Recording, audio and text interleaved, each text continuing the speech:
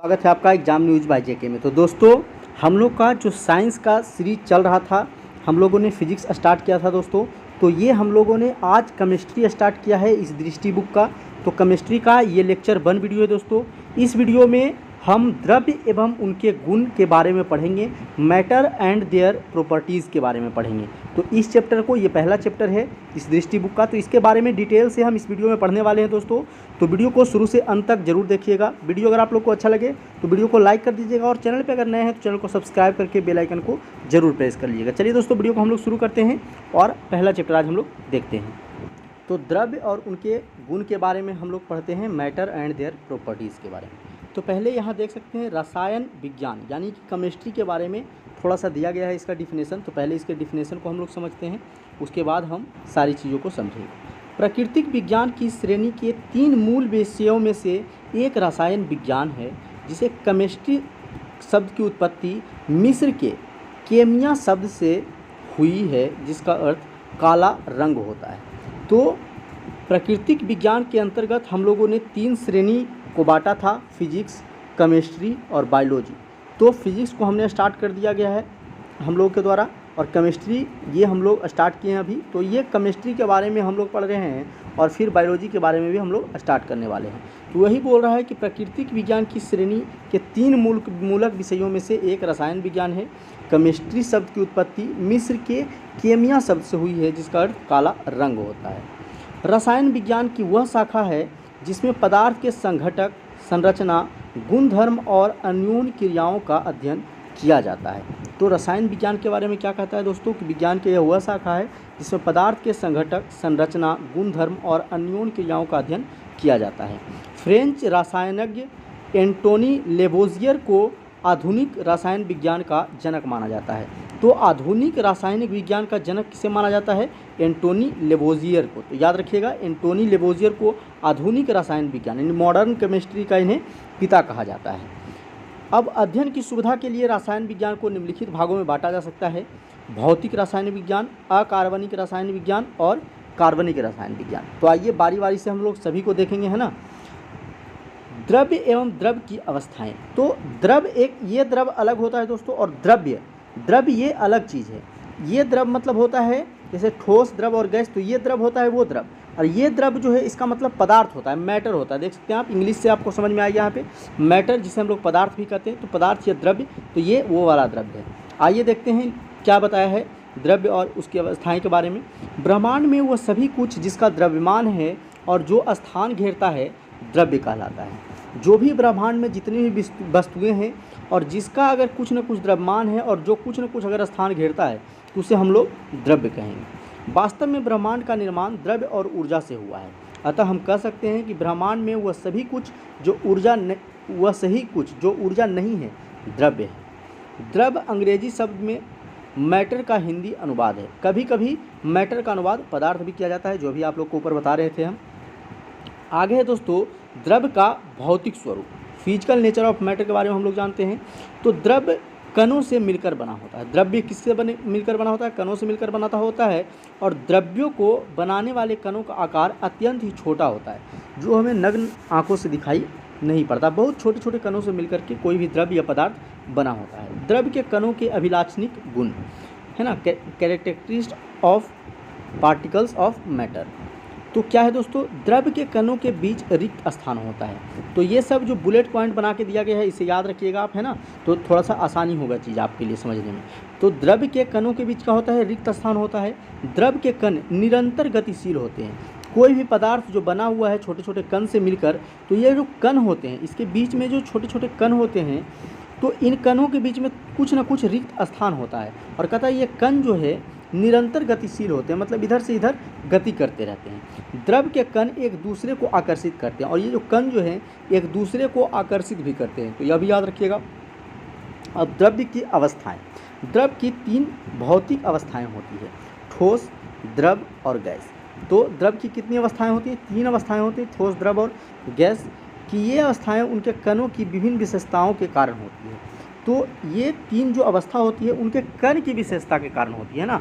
उनके सभी में अलग अलग कण की विशेषता होती है। ठोस के कण की अलग विशेषता, द्रव के कण की अलग, और गैस के कण की अलग विशेषता होती है। आइए पढ़ते हैं सभी के बारे में। पहला है ठोस, ठोस अवस्था है ना, द सॉलिड स्टेट। द्रव की अवस्था जिसमें उसका एक निश्चित आकार, स्पष्ट सीमाएं तथा स्थिर आयतन यानी नगण्य संपीड़ितता होती है, ठोस अवस्था कहलाती है। मतलब अगर कोई ठोस वस्तु है ना, तो उसका आकार निश्चित होगा, है ना, कि किस आकार का है, उसका सीमा स्पष्ट रहेगा कितना से। अगर कोई आयताकार, मान लेते हैं ये आयताकार लोहे का क्यूब है, तो अगर आप इसे देख रहे हैं तो इसका एक आकार फिक्स है ना, और इसका सीमा निश्चित है कि यहाँ से यहाँ तक ये स्थान घेरेगा। तो ये सभी जो है ठोस का लक्षण होता है, मतलब ठोस में ये गुण पाए जाते हैं। आगे हम लोग पढ़ते हैं, कह रहा है ठोस अवस्था में द्रव के कण आपस में निकट होते हैं, जिसके कारण इनमें उच्च घनत्व होता है। उदाहरणतः पत्थर, लोहा, तांबा, लकड़ी इत्यादि। तो ये सभी क्या है दोस्तों, ठोस के उदाहरण हैं, पत्थर, लोहा, तांबा, लकड़ी, जिसमें क्या होता है, घनत्व जो है उच्च होता है, क्योंकि कण जो है इसके जो है आपस में बहुत नज़दीक में होते हैं, बहुत निकट होते हैं, है ना। अगला पढ़ते हैं द्रव अवस्था। द्रव अवस्था क्या है, लिक्विड स्टेट।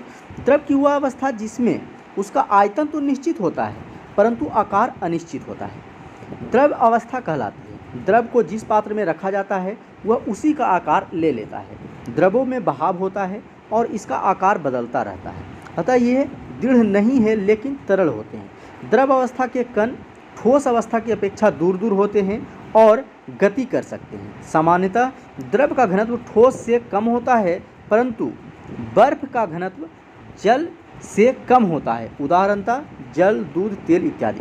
तो आइए इसको हम समझाते हैं। पहले आपको बोल रहा है कि जो द्रव अवस्था होता है दोस्तों, उसका आयतन तो निश्चित होता है परंतु इसका आकार निश्चित नहीं होता है। मगर मान लेते हैं अगर ये कोई गिलास है और मान लेते हैं आपके पास पानी है, मतलब पानी, वाटर मान लिया, तो ये एक द्रव है। तो अगर आप इसे गिलास में डाल रहे हैं तो ये गिलास के आकार को ले लेगा, तो इसका आकार जो है वो निश्चित नहीं होता है।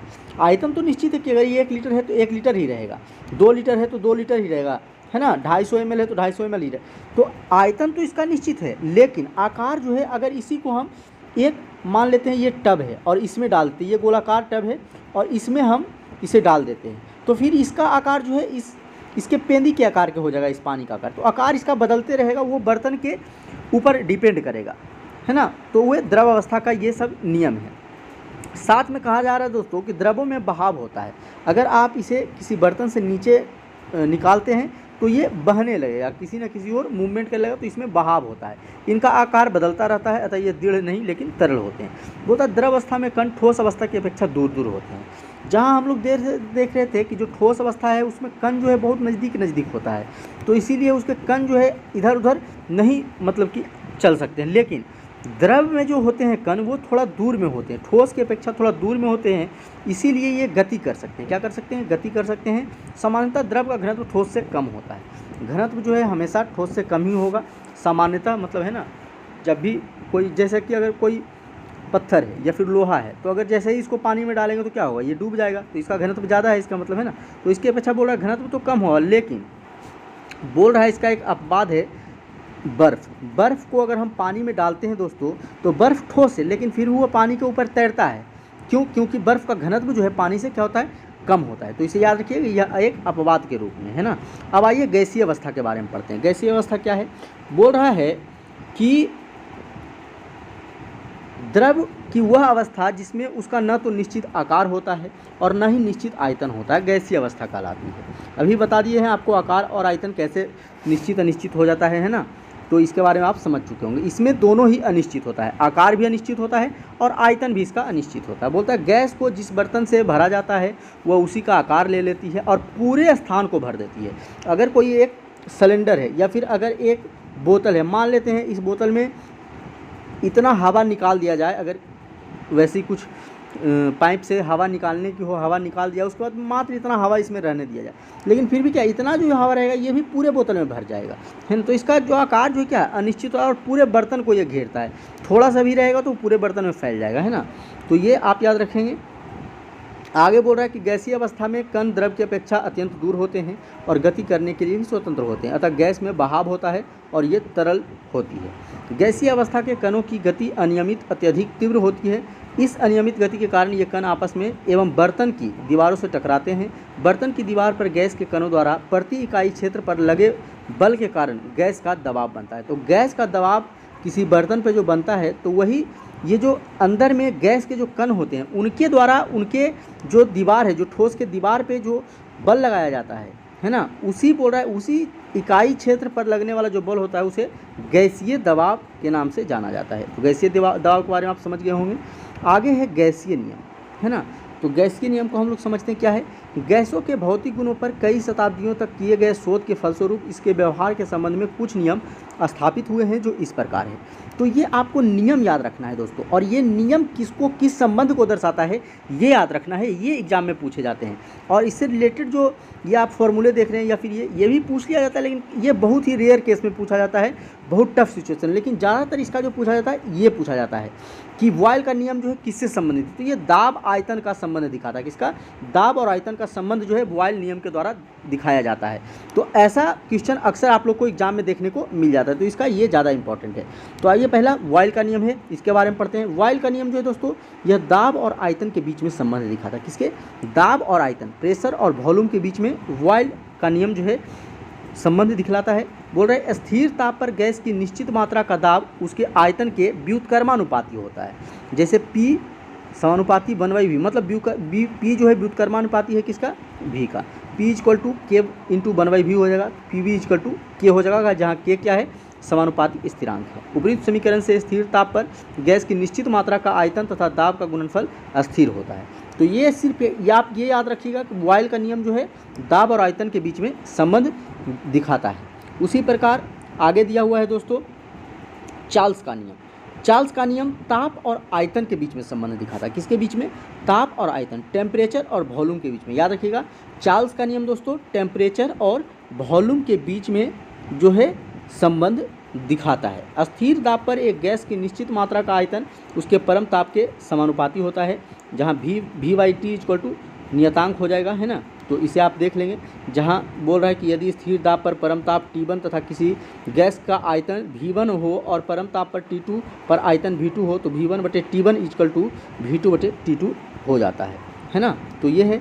अगला है गे-लुसाक का नियम। क्या है, गे-लुसाक का नियम। यह दाब और ताप संबंध दिखाता है, किसके किसी बीच में, प्रेशर और टेम्परेचर के बीच में रिलेशन दिखाता है गे-लुसाक का नियम। तो इसे आप याद रखेंगे मोटा मोटी।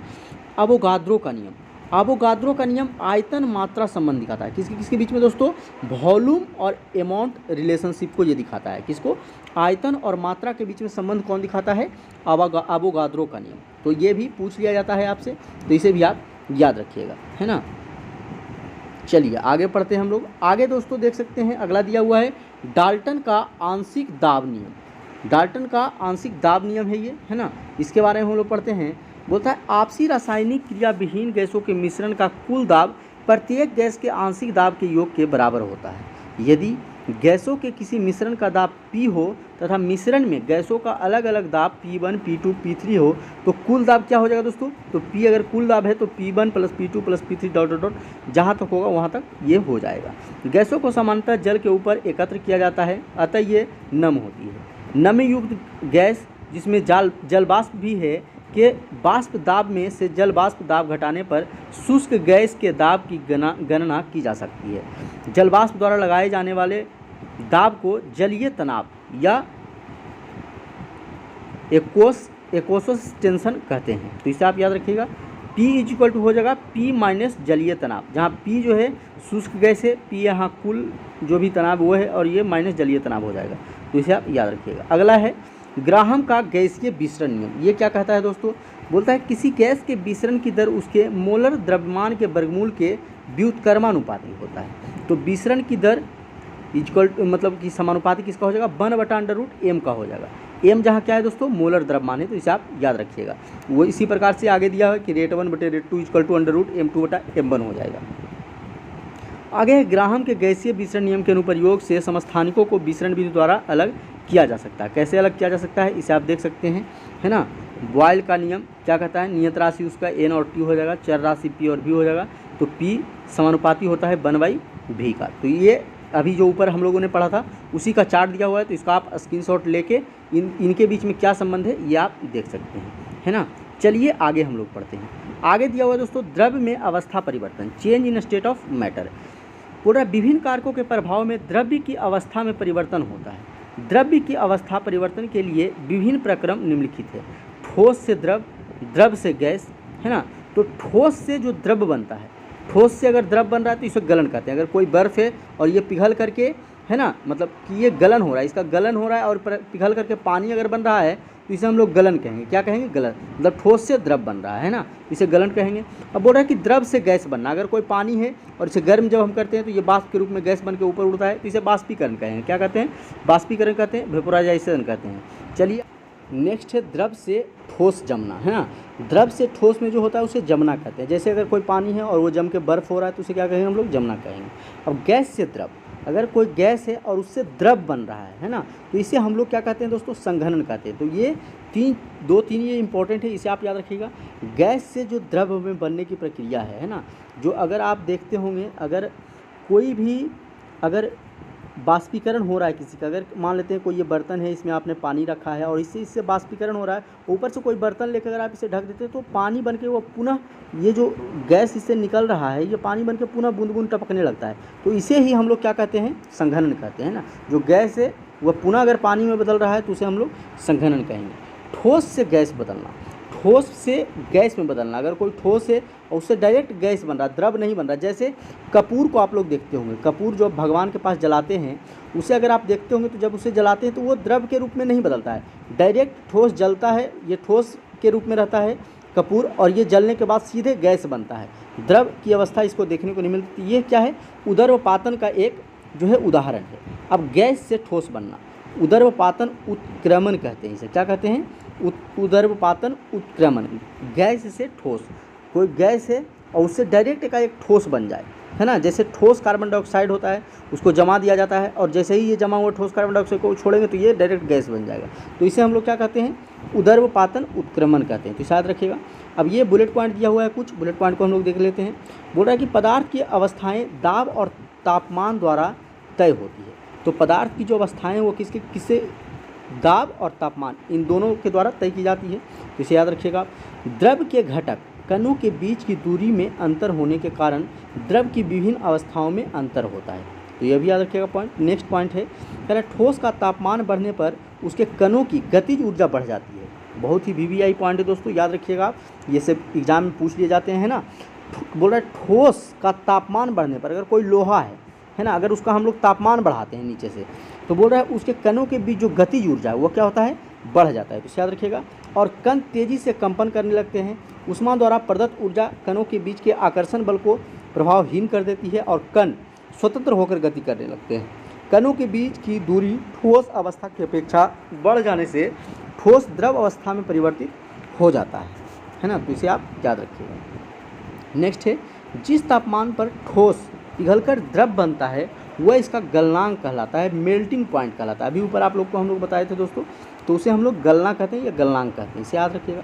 नेक्स्ट है, बोला द्रव अवस्था में किसी द्रव का तापमान बढ़ाने पर एक निश्चित तापमान पहुंचकर कणों में इतना ऊर्जा आ जाता है कि वे परस्पर आकर्षण बल को तोड़कर स्वतंत्र हो जाते हैं। इस तापमान पर द्रव गैस में बदलने लगता है ना। तो ये भी बता चुके आपको। नेक्स्ट है, वायुमंडलीय दाब पर वह तापमान जिस पर द्रव उबलने लगता है उसे इसका क्वथनांक यानी कि बॉइलिंग पॉइंट कहते हैं, है ना। तो वायुमंडलीय दाब पर जिस टेम्परेचर पर कोई जो है द्रव उबलने लगता है उसे हम लोग उसका क्वथनांक कहते हैं या बॉइलिंग पॉइंट कहते हैं। जल के लिए यह तापमान 373 केल्विन है, या सेंटीग्रेड में अगर देखें तो 100 डिग्री सेंटीग्रेड है ना। याद रखिएगा 100 डिग्री सेंटीग्रेड है।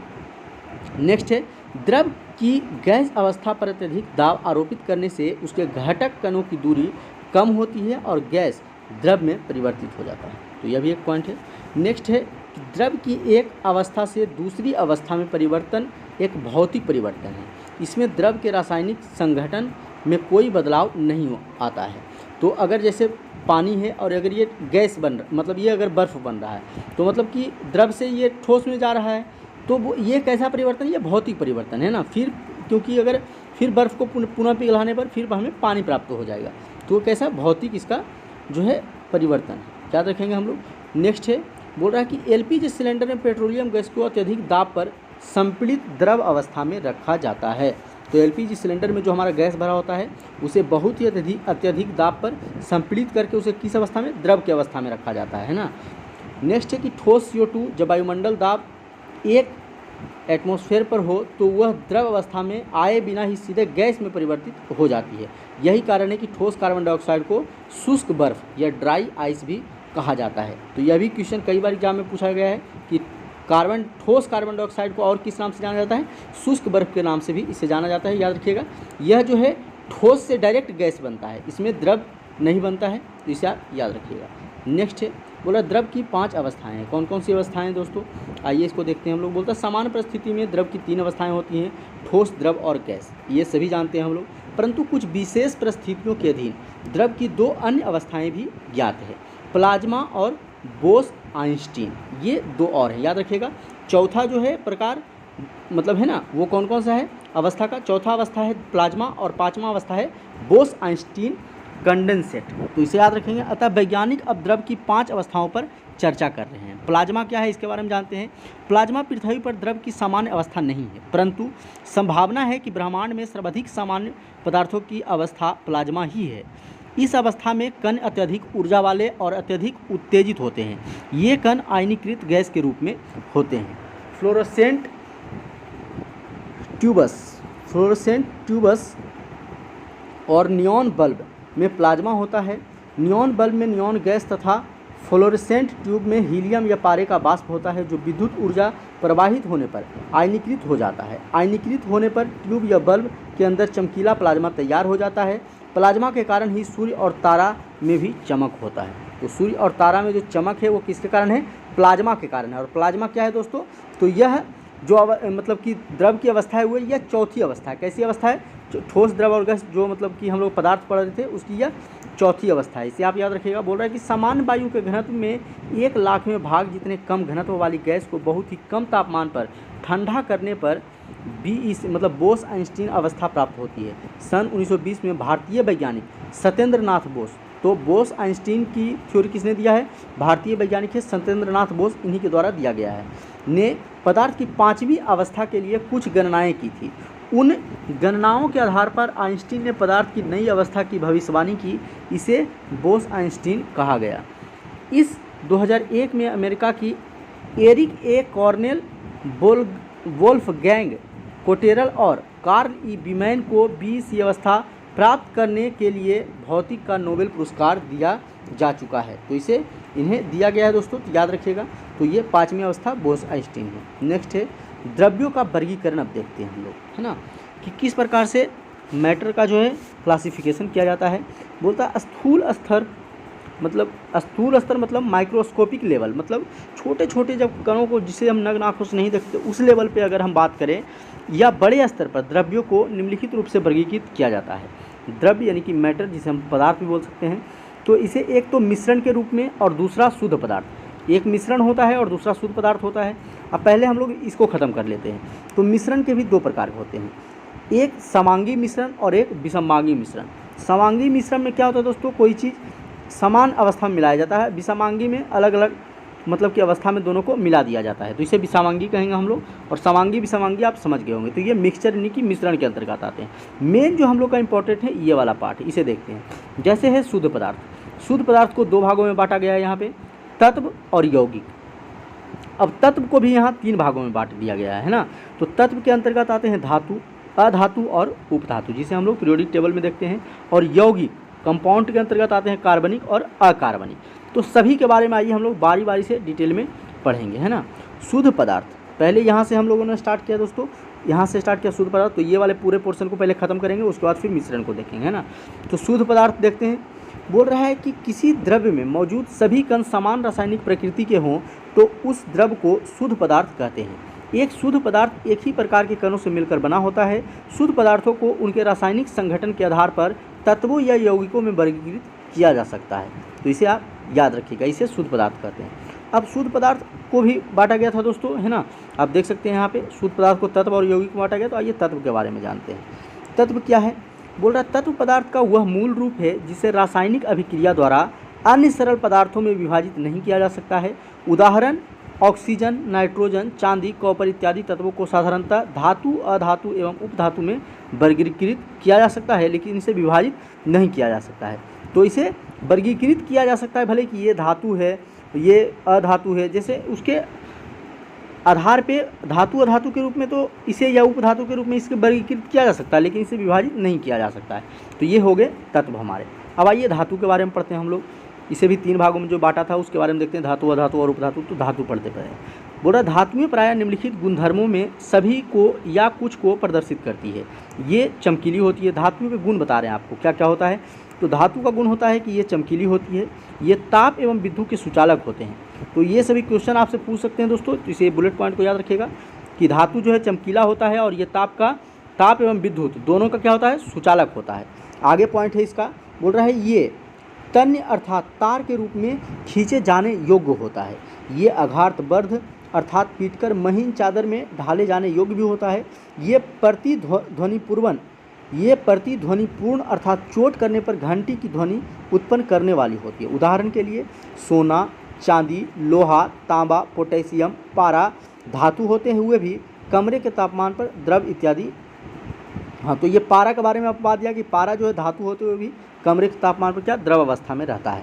तो ये सभी धातु है, इसे आप देख सकते हैं। इसे लंबा तार भी खींचा जा सकता है और इसे पीटकर चादर भी बनाया जा सकता है। इस सभी को जो है उसे, है ना। और ये एक्सेप्शन है, इसे आप याद रखिएगा, एग्जाम में कई बार पूछा जाता है। तो पारा एक ऐसा धातु है जो कि कमरे के तापमान पर द्रव अवस्था में पाया जाता है। और अगर अधातु पूछे आपसे तो अधातु में ब्रोमीन होता है। ब्रोमीन एक ऐसा अधातु है जो कमरे के तापमान पर द्रव अवस्था में पाया जाता है। दोनों याद रखिएगा, धातु के रूप में पारा है और अधातु के रूप में ब्रोमीन है। तो दोनों में से कोई भी क्वेश्चन आपसे पूछ सकता है। अब आइए अधातु के बारे में देखते हैं। बोल रहा अधातुएं निम्नलिखित गुणधर्मों में से प्रायः कुछ को या सभी को प्रदर्शित करती है।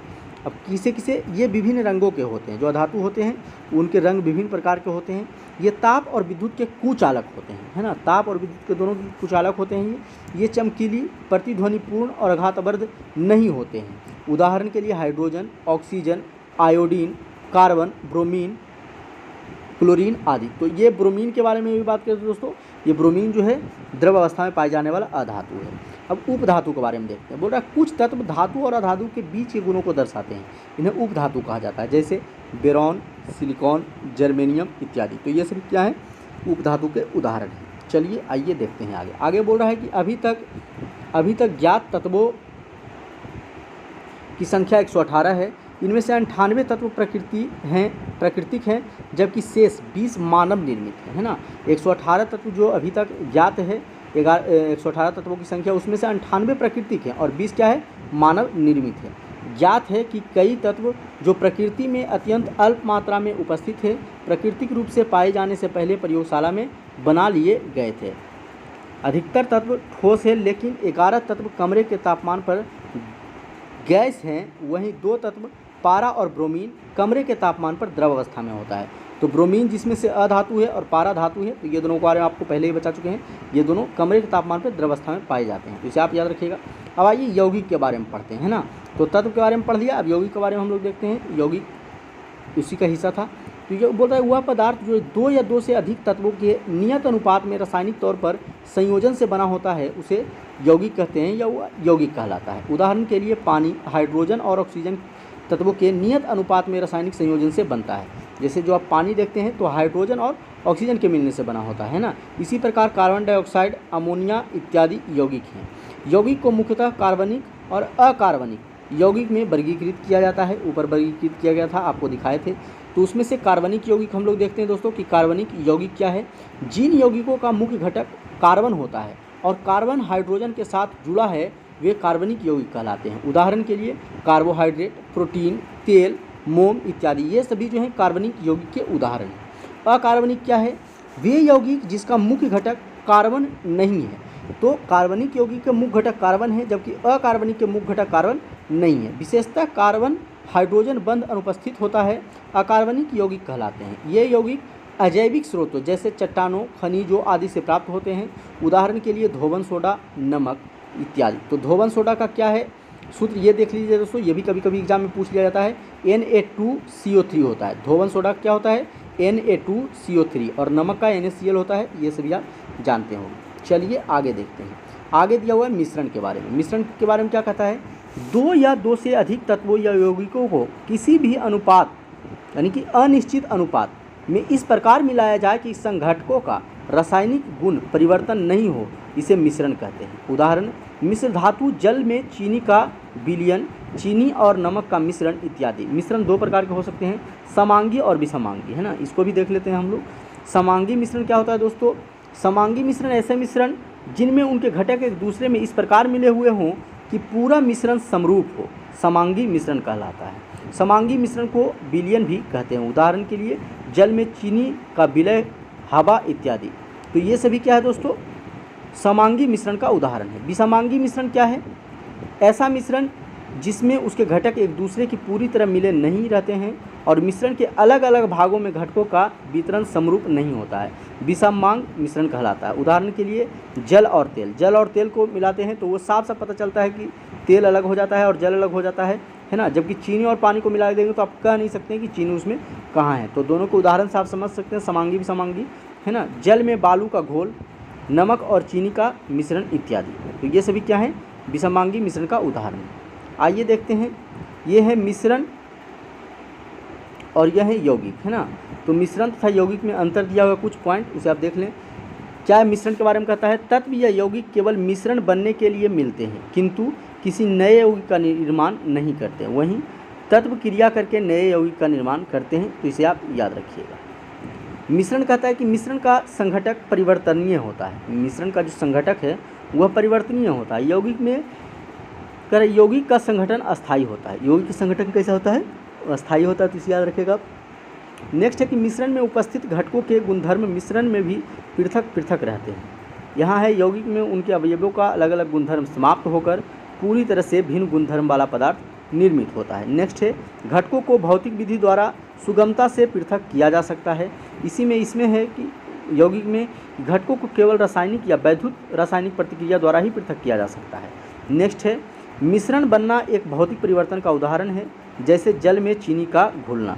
यही इसमें कह रहा है यौगिक में कि यौगिक बनना एक रासायनिक परिवर्तन है, मिश्रण बनना एक भौतिक परिवर्तन है, जबकि यौगिक बनना एक रासायनिक परिवर्तन है। उदाहरण के लिए, हाइड्रोजन और ऑक्सीजन तत्वों से पानी बनना। तो ये क्या है ना, यौगिक का ये उदाहरण था। अब आइए पढ़ते हैं विलयन के बारे में। क्या होता है? सॉल्यूशन।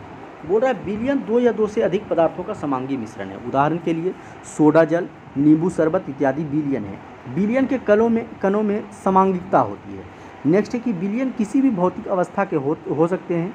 मिश्र धातु ठोस विलयन और वायु गैसीय विलयन का प्रकार है। तो इसे आप याद रखिएगा। वायु जो है वो गैसीय विलयन का और मिश्र धातु या ठोस विलयन का क्या है? दोनों उदाहरण है एक तरह से। अब आइए जानते हैं मिश्र धातु किसे कहते हैं। बोल रहा है कि धातुओं के समांगी मिश्रण जिन्हें भौतिक क्रिया द्वारा अवयवों में पृथक नहीं किया जा सकता है, फिर भी इन्हें मिश्रण माना जाता है क्योंकि ये अपने घटकों के गुणों को दर्शाते हैं और पृथक पृथक संघटन रखते हैं। किसी विलयन के दो भाग होते हैं, विलायक और विलेय। तो विलायक और विलेय क्या होता है दोस्तों, उसके बारे में देखते हैं। विलायक किसे कहते हैं? विलयन का वह घटक जो दूसरे घटक को विलयन में मिलाता है, प्रायः इसकी मात्रा ज़्यादा होती है। जैसे अगर पानी और चीनी का घोल, अगर शरबत को देख रहे हैं तो इसमें से पानी जो है, पानी क्या है? वो विलायक है। वो किसी भी चीज़ को अपने आप में विला लेता है, मतलब अपने आप में घोल लेता है। तो विलायक कौन हो गया? पानी। पानी जो हो गया वो विलायक हो गया, और चीनी जो इसमें घुल रहा है वह क्या हो गया? विलेय हो गया। तो आइए विलेय के बारे में क्या कहता है कि विलयन का वह घटक जो विलायक में घुला होता है, प्रायः इसकी मात्रा विलायक से कम होती है। तो याद रखिएगा। नेक्स्ट है, विलयन की सांद्रता क्या होती है ना, इसके बारे में देखते हैं हम लोग। बोल रहा है विलायक की मात्रा, है ना, में घुले विलेय पदार्थ की मात्रा को अथवा विलेय पदार्थ की मात्रा जो विलयन के किसी दी गई मात्रा अथवा आयतन में उपस्थित हो, विलयन का सांद्रता कहलाता है। क्या कहलाता है? सांद्रता। विलयन की सांद्रता बराबर होती है विलेय की मात्रा बटे विलयन की मात्रा, है ना। तो इससे विलयन की सांद्रता निकल जाती है। अब विलयन की सांद्रता विलेय की मात्रा बटे विलायक की मात्रा, इससे भी निकल सकता है। नेक्स्ट बोल रहा है कि दो विलयनों की तुलना के समय जब विलयन में विलेय ज़्यादा हो उसे सांद्र विलयन कहें, सांद्र विलयन, और जिसमें विलेय कम हो उसे तनु विलयन कहते हैं। तो इसे आप याद रखिएगा, है ना। नेक्स्ट है कि संतृप्त विलयन क्या होता है, सैचुरेटेड सॉल्यूशन क्या होता है, इसके बारे में थोड़ा देख लेते हैं। बोल रहा है ऐसे विलयन जिसमें किसी दिए गए तापमान पर विलेय की अधिकतम मात्रा घुली हो, संतृप्त विलयन कहलाता है। मतलब कि कोई निश्चित तापमान पर उसमें विलेय की अधिकतम से अधिकतम मात्रा, मतलब उसमें अब थोड़ा सा भी कुछ देंगे तो घुलेगा नहीं। तो इस अवस्था को हम लोग संतृप्त विलयन, इसी संतृप्त विलयन इसी को कहते हैं। बोला संतृप्त विलयन में उपस्थित विलेय पदार्थों की मात्रा इस तापमान पर विलायक में घुलनशील कहलाती है। किसी दिए गए विलायक में समान तापमान पर भिन्न भिन्न विलेयों को घुलनशीलता भिन्न भिन्न होती है, तो इसे आप याद रखेंगे। चीनी वहीं ज़्यादा घुल सकता है, उससे हो सकता है ज़्यादा नमक घुल सकता है, तो ये याद रखिएगा, अलग अलग के अलग अलग मतलब ये हो सकते हैं। असंतृप्त विलयन बोल रहा है कि यदि विलयन में विलेय पदार्थ की मात्रा संतृप्तता के स्तर से कम हो तो विलयन को असंतृप्त विलयन कहा जाता है। तो ये तो ईजी हो गया दोस्तों। आइए जानते हैं निलंबन के बारे में। निलंबन क्या है? बोल रहा है ऐसा विसंवांगी मिश्रण जिसमें ठोस कण द्रव में परिक्षेपित हो जाते हैं निलंबन कहलाता है। निलंबन में विलेय पदार्थ के कण घुलते नहीं हैं बल्कि माध्यम की समिष्टि में निलंबित रहते हैं। उदाहरण के लिए पानी में मिट्टी का मिश्रण, तो पानी में जब हम मिट्टी का मिश्रण करते हैं तो वो घुलता नहीं है, लेकिन उसी मिट्टी में जो पानी जो क्या समाहित रहता है, इसे याद रखेंगे। अब कोलाइड क्या है इसे देखते हैं। बोल रहा है ऐसा विसमांग मिश्रण जिसमें कण विलायक के सदृश समान रूप से पूरे विलयन में फैले होते हैं। निलंबन की अपेक्षा कणों का आकार छोटा होता है और मिश्रण समांगी प्रतीत होता है, परंतु वास्तविकता में यह असमांगी मिश्रण है। जैसे दूध कोलाइड का उदाहरण है, तो इसे आप याद रखेंगे। नेक्स्ट क्या कह रहा है दोस्तों? नेक्स्ट कह रहा है कि कोलाइड में जो कण माध्यम में परिक्षेपित होते हैं उसे परिक्षेपित प्रावस्था, और कोलाइड में जिस माध्यम में परिक्षेपित प्रावस्था निलंबित रहती है परिक्षेपण माध्यम कहलाता है। कोलाइड का परिक्षेपण माध्यम और परिक्षिप्त प्रावस्था के अनुसार वर्गीकृत किया जाता है। कोलाइड के समान उदाहरण निम्नलिखित हैं। अब कोलाइड के उदाहरण कौन कौन है दोस्तों, ये आप देख लेंगे, है ना। जैसे है एरोसोल, जो गैस द्रव मतलब कोहरा मिलता है, गैस और द्रव मिलके कोहरा बन जाता है। एरोसोल गैस और ठोस है ना, ये धुआं या वाहनों का धुआं बनता है इससे, है ना। फोम द्रव और गैस का मिश्रण है, शेविंग क्रीम जिससे बनता है। फोम आप जो देखते हैं जो शेविंग करने के लिए जो लगाता है सैलून में, तो उससे गैस और वो द्रव का मिश्रण होता है। तो इसी प्रकार इशारा आप देख लीजिएगा, है ना, कि कौन किसका मिश्रण होता है। अब टिंडल प्रभाव देखते हैं दोस्तों, ये भी बहुत इंपॉर्टेंट है, कई बार एग्जाम में पूछ लिया जाता है। टिंडल प्रभाव क्या है? टिंडल इफेक्ट, इसे देखते हैं। बोलता है जब प्रकाश किरण किसी कोलाइड या निलंबन से होकर गुजरती है तो परिक्षिप्त प्रावस्था के कणों द्वारा प्रकाश का प्रकीर्णन हो जाता है, इसे टिंडल प्रभाव कहते हैं ना। तो जैसे कि अगर हवा है और हवा में भी पानी की बूंदें मिली हुई है, तो ये कोलाइड हो गया, कोलाइड या निलंबन जिसे कहेंगे हम लोग। और जब इससे प्रकाश हो गुजरती है तो प्रकाश को वर्ण विक्षेपित कर देती है, मतलब 7 रंगों में विभक्त कर देती है, और इसे ही हम लोग टिंडल प्रभाव कहते हैं। क्या कहते हैं? टिंडल प्रभाव कहते हैं, इसे याद रखिएगा, है ना। टिंडल प्रभाव के कारण माध्यम से गुजरते समय का प्रकाश मार्ग दृष्टिगोचर होता है। घने जंगल के आच्छादन से सूर्य किरण के गुजरने पर टिंडल प्रभाव देखा जा सकता है। कमरे के छोटे छोटे छिद्र से प्रकाश किरण आने पर टिंडल प्रभाव देखा जा सकता है ना। तो इसे आप याद रखेंगे। नेक्स्ट है विलयन कोलाइड एवं निलंबन की तुलना। तो क्या है दोस्तों? विलयन के बारे में कहा गया कि विलयन कणों का आकार 10⁻7 सेंटीमीटर या इससे भी छोटा होता है। कणों को नंगी आंखों से नहीं देखा जा सकता है।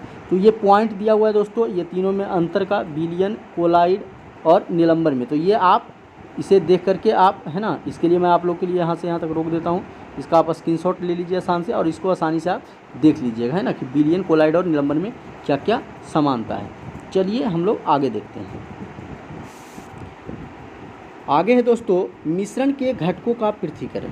बोल रहा है अपकेंद्रण। अपकेंद्रण क्या होता है? जब द्रव में मौजूद कण इतने छोटे हों कि छानक पत्र के छिद्रों को पार कर जाएं तो इन कणों को छानन विधि द्वारा पृथक नहीं किया जा सकता है ना। कोई चीज़ इतना पतला हो कि अगर छानने वाली जो विधि है उससे भी वह क्रॉस कर जाए तो इसे छानन विधि द्वारा प्राप्त नहीं किया जा सकता। ऐसे मिश्रण को जब तेज़ी से घुमाया जाता है फिर भारी कण नीचे बैठ जाते हैं और हल्के कण ऊपर रह जाते हैं, इसे अपकेंद्रण कहते हैं। इसे क्या कहते हैं दोस्तों? अपकेंद्रण कहा जाता है। तो इसे आप याद रखिएगा। और इसी अपकेंद्रण के सिद्धांत पे इसका प्रयोग कहाँ कहाँ होता है देख लीजिए। जांच प्रयोगशाला में, रक्त और मूत्र की जांच में, दूध से क्रीम निकालने में, वॉशिंग मशीन में भीगे कपड़ों से जल निचोड़ने में, ये सभी में अपकेंद्रण का जो है सिद्धांत काम करता है। इसे आप समझ गए होंगे। नेक्स्ट है बाष्पीकरण। क्या है दोस्तों बाष्पीकरण? यह भी आप लोग को बताए थे कि ठोस पदार्थ एवं द्रव के मिश्रण को पृथक करने हेतु इस विधि का प्रयोग करते हैं। सामान्यतः विलयन के घटकों विलेय एवं विलायक के पृथक्करण हेतु बाष्पीकरण का प्रयोग किया जाता है। अनुप्रयोग में समुद्री जल से नमक बनाने में बाष्पीकरण का प्रयोग किया जाता है ना। तो बाष्पीकरण मतलब करके नमक जो है पानी से अलग किया जाता है, पानी सारा उड़ जाता है गैस बन के और नमक बचा रह जाता है। नेक्स्ट है अवसादन और निस्तरण। तो अवसादन और निस्तरण क्या है दोस्तों, इसके बारे में देख लेते हैं हम लोग। बोल रहा है किसी द्रव्य में अघुलनशील पदार्थ के मिश्रण को पृथक करने हेतु इस विधि का प्रयोग करते हैं। ऐसे मिश्रण को शांत छोड़ देने पर अघुलनशील पदार्थ के कणों के नीचे बैठ जाते हैं।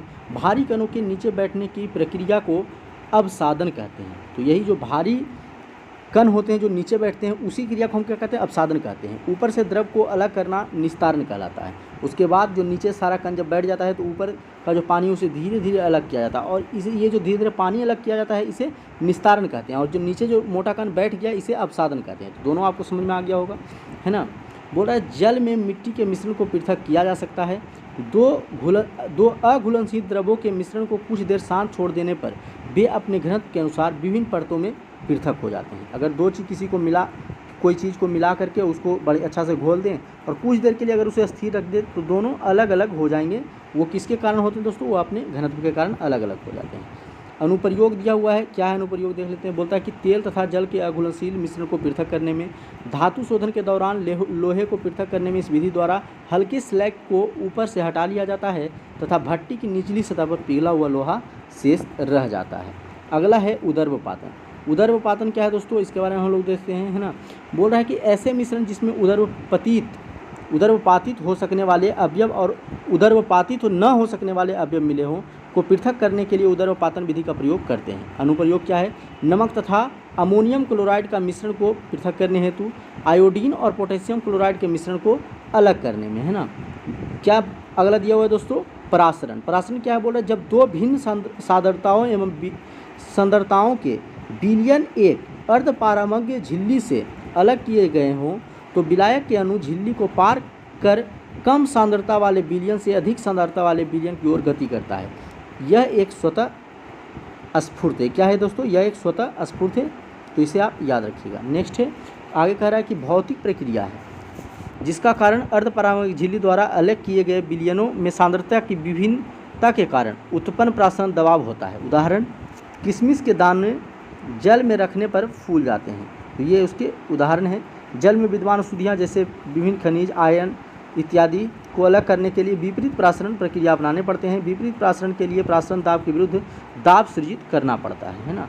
अब अगला है क्रोमेटोग्राफी। क्रोमेटोग्राफी क्या है दोस्तों, बोल रहा है इस विधि का प्रयोग उन विलेय पदार्थों को पृथक करने में होता है जो एक ही प्रकार के विलायक में घुले होते हैं। अनुप्रयोग, डाई में रंगों का पृथक करने में, प्राकृतिक रंगों से पिगमेंट पृथक करने में और रक्त से नशीले ड्रग्स को पृथक करने में, है ना। तो इसमें क्रोमेटोग्राफी का प्रयोग किया जाता है। अगला है आसवन। आसवन क्या है दोस्तों, बोल रहा है इस विधि का प्रयोग ऐसे मिश्रण को पृथक करने में उपयोग किया जाता है जो विघटित हुए बिना उबलते हैं तथा जिनके घटकों के क्वथनांकों के मध्य अधिक अंतराल होता है। दो घुलनशील द्रवों के मिश्रण को इस विधि द्वारा पृथक किया जाता है। उदाहरण, एसीटोन और जल का मिश्रण, एल्कोहल व जल का मिश्रण, है ना। तो ये सबसे उदाहरण अच्छा है आपके लिए, इसे आप याद रखिएगा।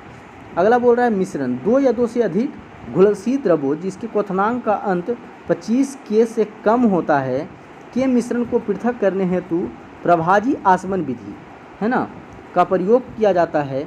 उदाहरण, वायु से विभिन्न गैसों का पृथक्करण तथा पेट्रोलियम उत्पादनों में से उनके विभिन्न घटकों का पृथक्करण प्रभाजी आसवन विधि द्वारा होता है। समुद्री जल के शोधन में भी सामान्यतः आसवन विधि का प्रयोग किया जाता है। नेक्स्ट है क्रिस्टलीकरण। और क्रिस्टलीकरण क्या है, बोल रहा है ठोस पदार्थों का शुद्ध करने में इस विधि को प्रयोग में लाए जाते हैं। इसके द्वारा क्रिस्टल के रूप में शुद्ध ठोस को विलयन से पृथक किया जाता है। अनुप्रयोग, समुद्री जल से नमक प्राप्त करने में वाष्पीकरण विधि द्वारा जो नमक प्राप्त किया जाता है उसमें बहुत सी अशुद्धियाँ होती है। इन अशुद्धियों को दूर करने के लिए क्रिस्टलीकरण विधि का उपयोग किया जाता है। अशुद्ध नमूने से फिटकरी पृथक करने में, है ना, अशुद्ध नमूने से फिटकरी पृथक करने में, जल में निलंबित अशुद्धियों को जल से पृथक करने हेतु उसमें थोड़ी फिटकरी मिलाने पर निलंबित कणों का स्कंदन हो जाता है और वे भारी होकर जल के नीचे बैठ जाती हैं। मामूली कट जाने पर चोट पर फिटकरी लगाने से रक्त कोशिकाओं का स्कंदन हो जाता है और रक्तस्राव रुक जाता है। तो चलिए दोस्तों, आज के वीडियो में इतना ही। ये केमिस्ट्री का हम लोगों ने पहला लेक्चर कंप्लीट कर लिया है। तो अगर आप लोग को ये लेक्चर अच्छा लगा हो तो वीडियो को लाइक कर दीजिएगा, चैनल पर नए हैं तो चैनल को सब्सक्राइब करके बेल आइकन को जरूर प्रेस कर लीजिएगा दोस्तों। चलिए भी दोस्तों, फिर मिलता है अगले वीडियो में, तब तक के लिए धन्यवाद।